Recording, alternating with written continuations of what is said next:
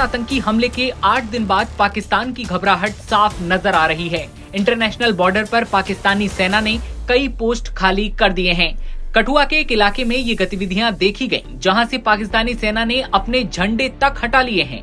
इधर भारत की युद्ध की तैयारियां देखकर पाकिस्तान के अंदर खलबली मच गई है। युद्ध जैसे हालात की आशंका को देखते हुए एयर ट्रैफिक कंट्रोल को हाई अलर्ट पर रखा गया है। यहां तक कि निजी एयरलाइंस की गतिविधियों की भी जांच की जा रही है। भारत के होमवर्क से पाकिस्तान में खौफ साफ दिखाई देता है। सीमा पर बढ़ते तनाव और पाकिस्तान की रणनीति साफ इशारा करती है कि भारत के सख्त रुख और तेज तैयारी ने दुश्मन को बैकफुट पर ला दिया है।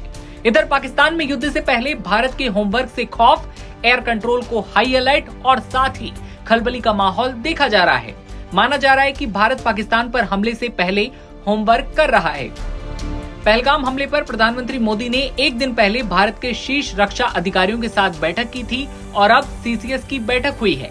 माना जा रहा है कि भारत ने संभावित प्रतिक्रिया को लेकर प्लान बना लिया है और अब उस प्लान को कैसे अंजाम देना है और भारत के हमले के बाद कैसी परिस्थितियां बनेंगी, उस पर रणनीति बनाई जा रही है।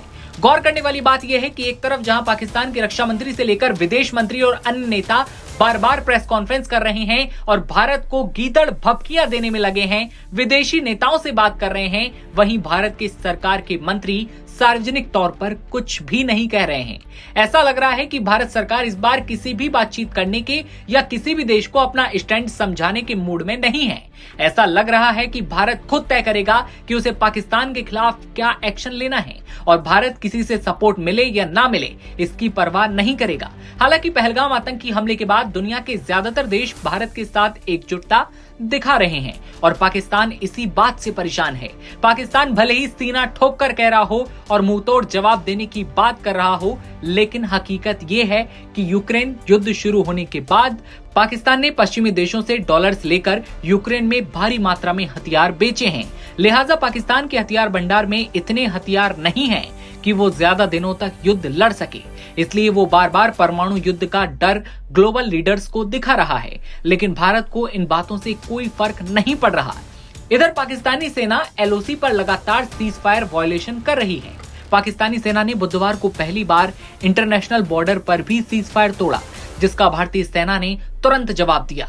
इसी बीच केंद्र सरकार ने राष्ट्रीय सुरक्षा सलाहकार बोर्ड का नए सिरे से गठन किया है। पूर्व रॉ चीफ आलोक जोशी को इसका चेयरमैन बनाया गया है। प्रधानमंत्री आवास पर सुरक्षा मामलों की कैबिनेट कमेटी यानी कि सीसीएस बैठक खत्म हो चुकी है। सीसीएस की ये दूसरी मीटिंग है। पहली मीटिंग पहलगाम अटैक के अगले दिन यानी कि 23 अप्रैल को हुई थी। ऐसे में इस खबर पर आपकी क्या राय है, कमेंट सेक्शन में बताइए और तमाम खबरें सबसे पहले देखते रहने के लिए बने रहिए नवभारत टाइम्स के साथ।